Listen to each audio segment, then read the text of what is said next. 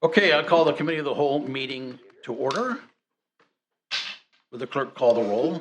President Weatherspoon. Still here. Trustee Lambert. Here. Trustee Stillman. Here. Trustee Martin. Still here. Trustee Pierce. Here. Trustee McManus. Here. And Trustee Wishaw. Here. Okay, we got several minutes here we need to approve. We need to approve the minutes from special committee of the whole on September 22nd. Can I have a motion, please? I'll make a motion to approve the special committee of the whole meeting of September 22nd, 2025. And I have a second on that, please? I'll second it. Thank you, Dale. Any discussion? Seeing none, all in favor say aye. Aye. Opposed? Okay, committee of the whole meeting on September 23rd. I need a motion on to approve those minutes. I'll make a motion to approve the committee of the whole meeting on September 23rd minutes. Thank you, I'll second it. Holly and Dale. Any discussion on those minutes? Seeing none, all in favor say aye. Aye. Opposed?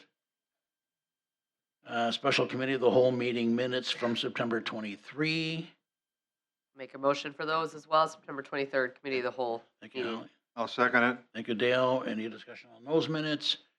Seeing none, all in favor say aye. Aye. Opposed? Okay. All right. All right, public comment. 2-minute opportunity for citizens to voice their opinions to the committee of the whole. Committee of the whole will not respond as may conflict with open meeting requirements.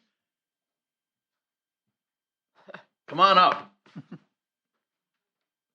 The Brewers are winning, by the way. No, they're not. It's 1-1. Oh, no, my God, sorry. Really? Thanks, Dale. 2 home runs. What is it now? It's 1-1. 1-1. Both teams have home runs in the first inning. I think Fran's got money on the game, by the way. I have family that is deeply interested. I'm sorry, go, please. That's all right. That's all right. Good evening. I want to, Paula Pintar, 7348 Botting Road.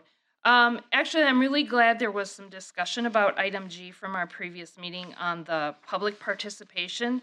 And I just wanted to voice some concern. There was obvious disdain with with the conversation from our village administrator, and that's the purpose of these meetings. Not to rush things through because the planning commission has put it on. These warrant discussion, so I do appreciate that. I do have concerns about, again, the composition of that committee. And a survey is one element and one way to get to our citizens. But this needs to be a multifaceted approach, and I agree there needs to be timelines, milestones to achieve. Otherwise, we're going to lose track of things. So with any kind of project or plan, you have to have these milestones and a timeline. And just to saying, leaving it general is not an appropriate, I think, way forward for a level of government to be functioning. I also think that that committee, I have sat in on some of those meetings, and there is not the level of expertise that is being comprehensive to obtain the purpose of this committee. When I read the purpose and scope of practice, there has to be expertise in how to put a survey together, and I did not see that, and I only went to one meeting. But there are people that have that skill set, and I think we need to seek them out.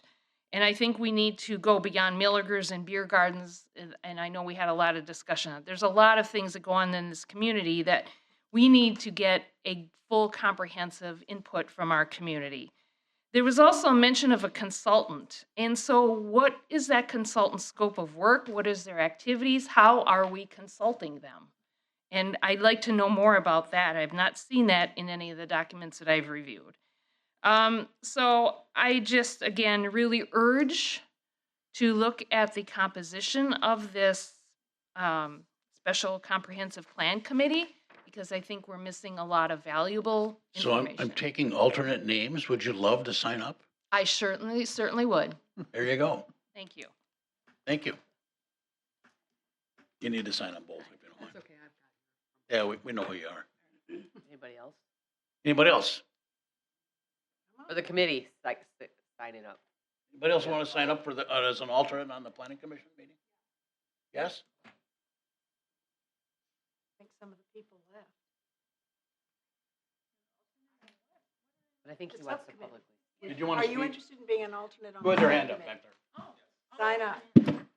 Somebody had their hand up in the back. Yep. Did you want to speak? Chris, Come on up. You can speak while they're signing up if you don't mind. Cheetos is my supper tonight, yeah. Thank you. It was a long day. There you go. All right, Chris Atkinson, 6205 Highway 31. So this is kind of regarding the NDA policy that we're going to be talking about. And I want to deliver this message without contention or without feeling as if I'm casting stones at anyone. But I'm curious who from the village, including employees, knew who the anonymous client was, if they knew it was Microsoft prior to the Tuesday announcement. Evidence suggests that there was at least two, probably more. One resident said he heard about it a year ago from We Energies that they're planning to build across the street from a former boss. And I'm not saying this happened, but for example, in the interest of public transparency, I would think, for example, signing an NDA with an anonymous client such as Microsoft would violate open records rules. So is that why some of the board and public were kept in the dark? So speaking of open records, one resident claimed to have requested information regarding previous communications so he could know the truth and what else was concealed from the public and for how long. And he was told that the village didn't have immediate resources to fulfill the request. So in the summary, we need to rebuild trust with the community. If the community believes decisions are being made despite their input and concealed, we can expect more of what we heard tonight. So it's my understanding that meetings like this are where you guys can share with each other or share with the public important details, such as the anonymous client being Microsoft. I'm questioning why this was concealed from at least 3 of the board members, so that people can compile their feelings and questions in a reasonable manner without feeling as if they're being blindsided, rapidly advancing something that could have went through if the developer didn't delay that meeting last month. That's all. Okay, anybody else like to speak? Thank you, everybody, for your input. Committee updates, Planning Commission. Nancy, did you have anything you'd like to add? Well, I think we just took care of everything that came from before. Pete has sent me some information that'll be coming up on the 27th. Again, I think, Pete, most of it'll be on Zoning Hub, right? So is the materials gets ready, it'll be on Zoning Hub. And we meet on the 27th. Thank you. Parks and Rec, Nancy, Holly. It's okay. Are they on the agenda? The fee schedules are on the agenda, so we talked about those today. So you'll see that coming forward. Quick park update. Take a look out there. Parks Committee's been working really hard, using the money we've been given. The pickleball courts will be open soon, right, Ryan? In a week or two, I think, maybe sooner. Couple. Yeah. So, I mean, you'll be playing pickleball hopefully with some nice winter weather. You can go out there and play. The sledding hill will be officially open this winter, so we're excited about that. And trying to think if I'm what? When is Goose Hunting open? That I have no comment on that. So I'm trying to think if there was anything else that we talked about. Oh yes, sorry. And you worked really hard on that, and I'm not talking about it. Ryan, we're basically drafting a new parks ordinance that's more conducive to what the current trends are in the park, such as longer hours, easier to understand rules and things like that. So we'll be presenting that pretty soon. Thank you, Holly. Eldon Utility District Commission, Mr. Wishaw. I really have nothing exciting to report. No pickleball, nothing. That was exciting, wasn't it? It was. You upstaged me. You got a lift station. Yeah. Visit Racine County, Miss Fran Martin. yeah, I'm in the process of accumulating photos at the request of Visit Racine County so that they specifically asked for horse photos. So I'm accumulating them. So if anybody has any wonderful ones, send them to me. Thank And you, I'll Fran. forward them on. Thank you, Fran. Other committees, me, and I have nothing to You add. don't like horses. Resolution 2025 XXX, approving a 2026 village fee schedule. Ryan. Oh, Schedule. Who's got, This is for the parks, right? It's for. every, it's for the whole thing. there's so Oh. much of it. Is there, Page after page. is there someone on staff that was going to discuss I this? can, since I put it together. I'm sorry. I'm really just compiling it, getting feedback from all of the departments. So the ones that I have received updates and changes for, there's the last page of it is just a comparison for you, so you can see the changes from the old one, which was last approved in 2023. So I only listed the ones that are changing. Everything else in the current fee schedule is so far staying the same. Ryan and I have been working together on the Parks one, but because you guys are still discussing that in the Parks Committee, I didn't include that here. But by the time it comes up for actual approval, we'll have that to you in the packet. And when do we need to approve that? It will be on the next village board. Next village board. Oh, this is just to look at it. Okay. Okay. Your comparison is page 34 and 35, I think? I think so. Okay, thank you. Okay. I just had a comment, and that is that the false alarm fees seemed low for me, but maybe there's a reluctance to penalize false alarms in case people are afraid to, I think both for police and fire, I think that's in even our for the second ordinance. and third ones. Chris, you want to take that? Well, I was just going to say, I think that's in the ordinance, those fees. So there weren't any changes to the false alarm fees this year. I think they remained consistent, but we did raise them either last year or the year before. And I haven't re-examined them this year, but from my recollection, they were consistent with the surrounding areas. And so we didn't want to be significantly higher or lower than those around us. Okay. So the chicken licenses aren't in here, Yeah. are they? Yeah, That's they separate? are. They are in there, there's no change. So we're still charging $50 a chicken? No, No. it's $100 for the initial permit and then $50 renewal each year thereafter. For the For permit. the For residential up to 6 chickens? chickens. Residential. So we 10. still have lots of illegal chickens? I do get calls pretty frequently, and then I search and they don't have a permit. We could correct that. I Get your ate chicken I ate permits mine, in. so it's all right. Okay, discussion on 2025 league. Mr. President, Yes, sir. you actually need to get a motion and a second. Recommended. And to move it advance to the this Oh, board. the I'm village sorry. board. I'll make a motion to move resolution 2025 XXX to the village board for approval. I'll second. I'll never say that again, probably. I second. We have a motion and a second. Come on, Dale, All in smile. favor, say aye. Aye. Opposed? It is moved to the village board. Thank you, Holly. You're welcome. Okay, I'm sorry, discussion on 2025 league conference for public officials. That was Todd and I guess. Did you want to comment? on- Ooh, I believe you asked for this to be brought up for Sure, discussion. So if sure, there's I- something you'd like to discuss, I'm happy Well, to. I think it was just talking about what we went to, and I mean, Todd can speak for himself. I did go to the league conference. It was pretty interesting. Poor Todd was on crutches. That was sad. The first thing I went to was Transforming Communications with Meaningful Public Participation. That was done with really UW Extension. There was some good information on that one. The second one, interestingly, the presenter lives here in Caledonia. It was Mastering the Message, and that was Chris Nadel, who's the Executive Vice President for Laughlin Constable, which is a PR and marketing communications that works with a lot of different cities and communities across the state. Todd and I both sat in on the sign subcommittee one, and I thought, I don't know about you, but I came away with, it was a good idea, but more of a sales plan that they presented to us about having a database. And the last thing I went to was, what do the numbers say on demographics? So the particular programs that I got to were good. What did you think on the ones you went to? I went to the sign one like you did. That one was good because it did have like a ordinance or kind Right, of it a did. code related to updating your sign code based on Supreme Court cases that had been recently ruled upon. Right. To make sure that they're more uniform in nature. And then one other one that I thought was good was I went to the TID one by Ellers, and they explained some of the law changes were related to the TID law. Mainly the benefit of when a TID was created before 2025, so that would have been after October 31st, 2024.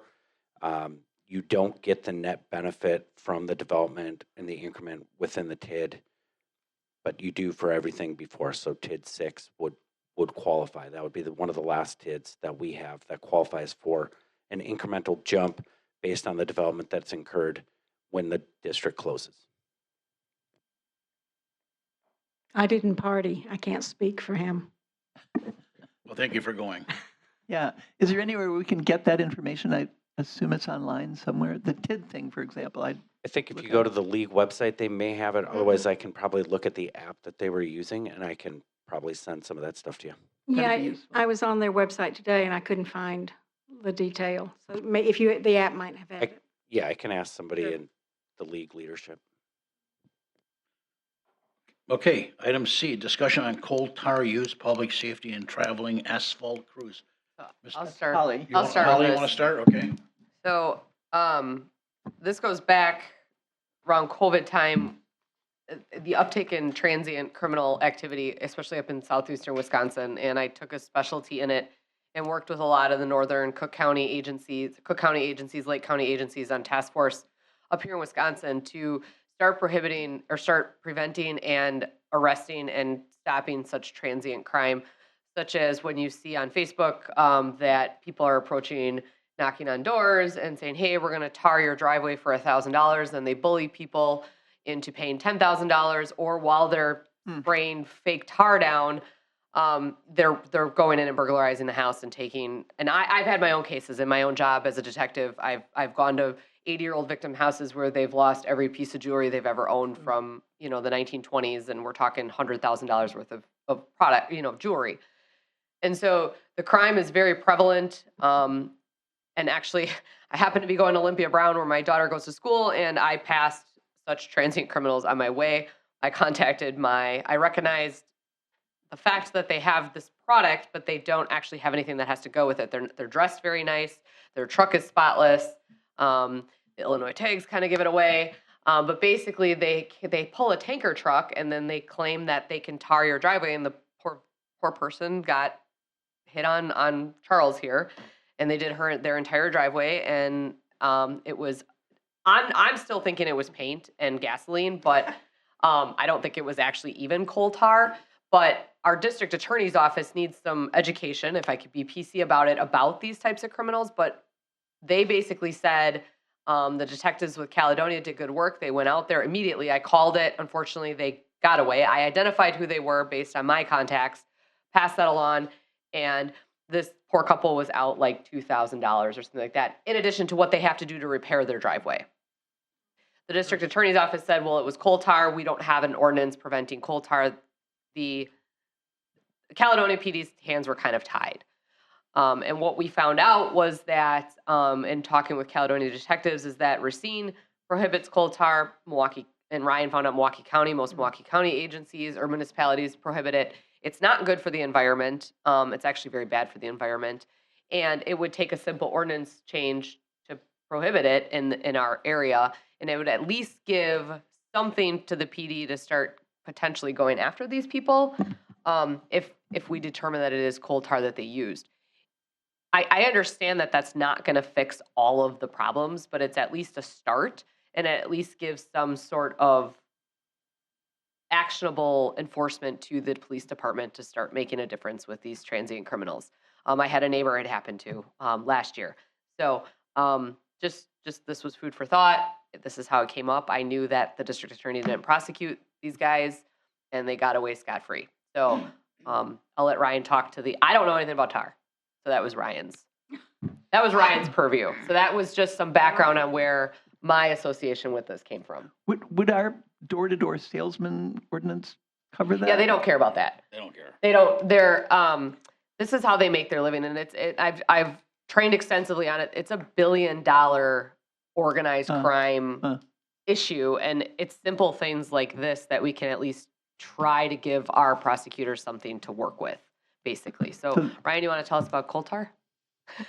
Yeah, I can just do a pretty generic overview because, I mean, generally speaking, it gets very chemical and, chemistry 101 type stuff that is still difficult to understand, but it kind of evolves around. It's a byproduct of the refining coal process. It's essentially, it's a liquefied version of the material, and most of the municipalities that you referenced have done that ban in the last 15 years, roughly, since I think some of the big ones were out in 2014. City of Racine did theirs in 2019, and they chose to do this because of the environmental concerns, carcinogens, or human health concerns.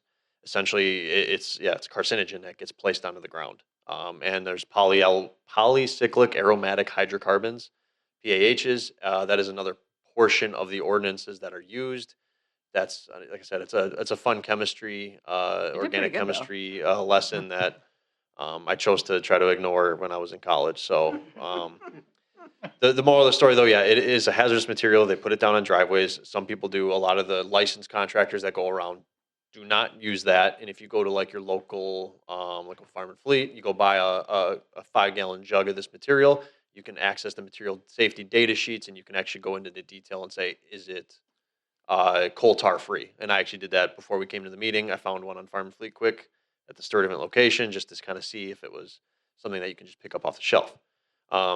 This is not a nationwide thing. This is very concentrated into specific locations, into people like councils and boards who decide to push it. The state at 2021, there was an assembly bill as well as a Senate bill that did not get pushed, which had the language to ban the sale and use of it and possession of that material, including pure coal tar sealants and coal tar or sealants that include 0.1% or greater of the polycyclic aromatic hydrocarbons. As you can see, this is a very That's good. exhilarating items to talk about. My story was more interesting. Yeah, I know. You gave me the fun part. Organized crime. I know, right? More stick to it. I guess the moral of the story, to kind of summarize it, is that there's a clear area-wide focus on the ban of it that I think kind of fizzled out around COVID time. Other things were happening at that time, obviously, and about 95% of Milwaukee County includes it. The city of Racine includes it. The only data I don't have to support it from a local perspective is that as part of our MS4 permit, we test our local outfalls. I don't think, I have not heard of any instance in when we've tested these local outfalls for these things like a PAH high levels or carcinogens of high levels, and having to have those corrected. So Racine, in the statement that they posted, actually called out, high levels in the Root River back in 2018. So there might have been a high occurrence of it back at that time, and maybe since these efforts have reduced that. But as you're mentioning, there's clearly a effort by this organized crime to do so. It And sounds silly, but Yeah. it's a thing, I promise. from the village's perspective, though, it's like a driveway permit. Like sealants are not something the village enforces as a permit or an ordinance. So there'd be no way as like an engineering technician going to do a driveway permit review or sort of inspection. That's not something without the level of detail like the police would get Sure. to enforce. So you're asking for us to I'm asking for us to do it, ordinance, to request staff So- to write an ordinance. right? And that would be very easy to do because it has literally been done 20 Right. times Yeah. in the last 15 years that we could more And or less. prohibit the use of coal tar in the village of So Caledonia. can I make a motion to, Hold on one second. Oh. Ryan, just for edification, being an engineer, I also avoided a chemistry class. So, okay, so even if we have an ordinance, how does Joe Public know that and know what they're buying? I mean, because I've had my driveway sealed twice. I don't know I know one guy used paint, I think, because it came right off, but. Well, then maybe. you were, Maybe you were. How do we know what we're buying and how do we enforce people on their own driveways? I think I mean, that's a question that I don't think has an exact answer because I think obviously the first step would be if we want to inform people, we obviously get to the point of you guys suggest that you want a resolution or an ordinance modification to include this. This goes through the public meeting process as it does. Anybody can speak in favor or against it. And then we can put together some public outreach, generally speaking, that includes what coal tar is. There's a website that actually tracks like communities that have banned it and nationwide and the effects and the harms of it. There's lots of data around it and support around it, but obviously it never got to the state level to be fully banned across Okay. that. So All right. ultimately, So we'd there's be a looking for an ordinance that bans the sale and use of Coal coal tar. tar. And a penalty for it, essentially.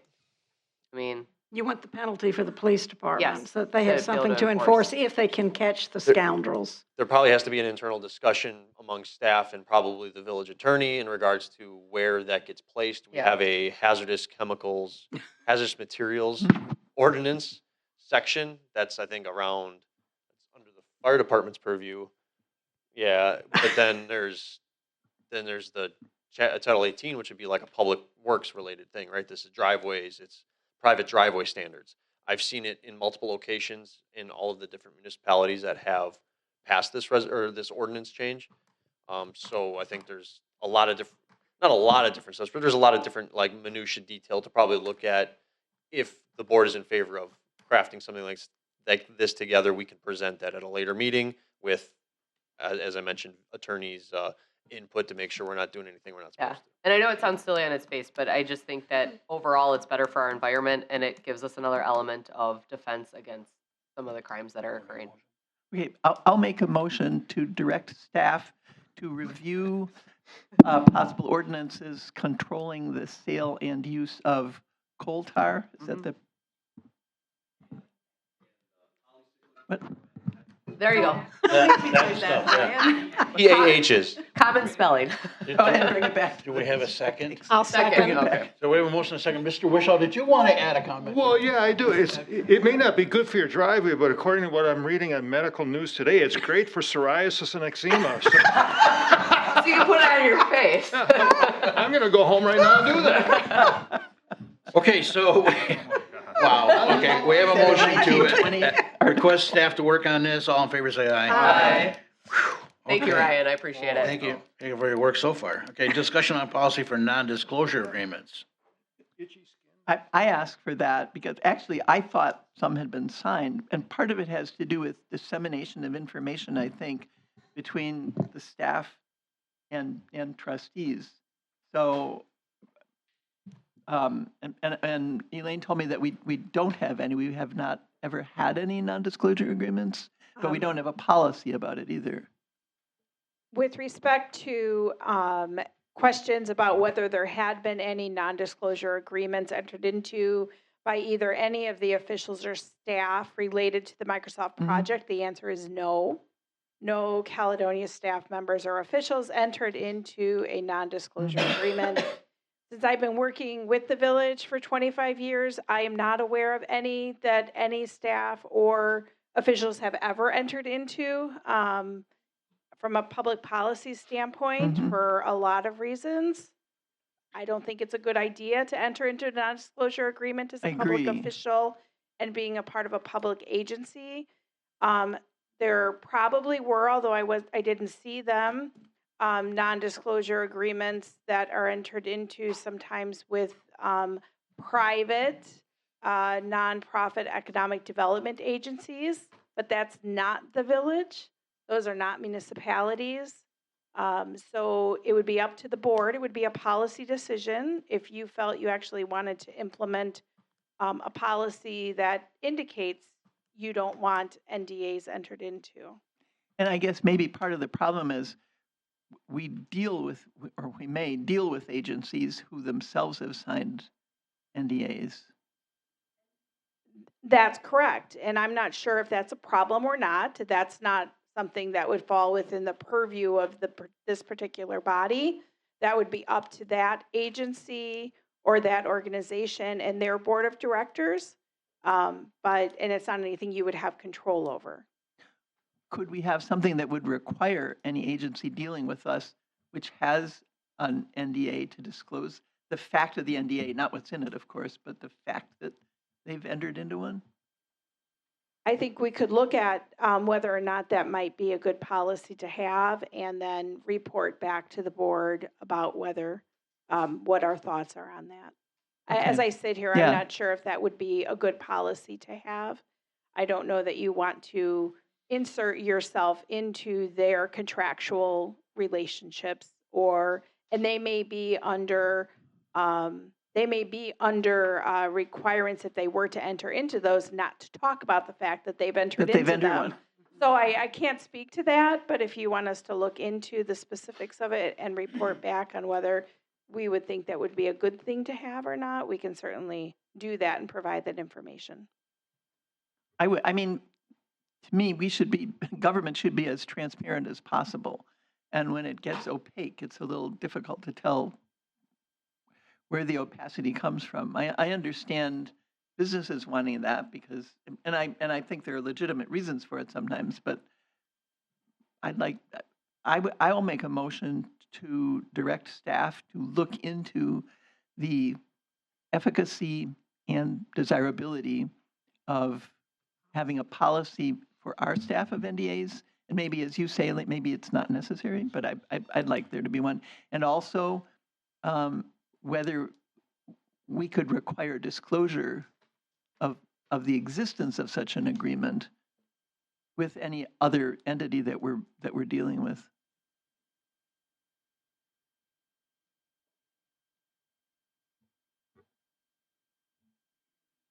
I'll second that.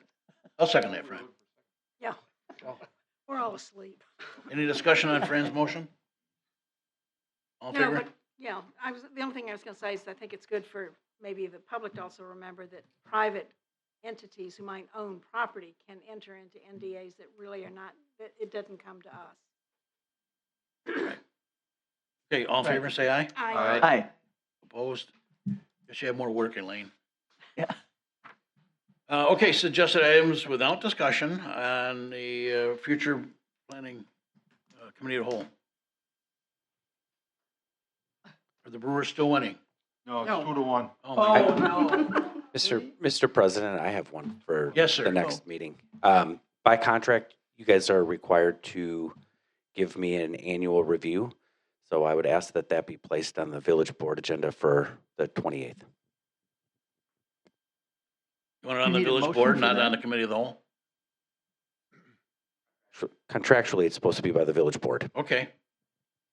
Do you Any get a- objection from anybody? No, do we need a motion for that? Suggested item. Well, I'll It's a make a suggested motion. item. No, it doesn't need a No, motion. we do? Oh, if We it- don't? if we're moving it directly to the board, does it even It's need not a on the motion? agenda, so it can't have a motion. Okay, any other suggestions? One quick one. Yes. And I talked to Todd about this briefly, and Elaine addressed it too. Record retention. Elaine sent out a note on stuff that comes to our personal email. Is there anything we need to know with regard to village email that we may not be aware of? Could you just give us a 2-minute update on that next time, just so we're all in compliance? 'Cause Okay. I've still got emails hanging out there from 15 years ago, and I want to hit the delete key. That doesn't surprise me. Well, I've read some of them. You keep, Some of them are 20 years old. so now we know who's buying the extra data story. Yes. All right, we can talk about that too. Provide an update on All right, anybody else? No. We stand adjourned. All right. Provide an update on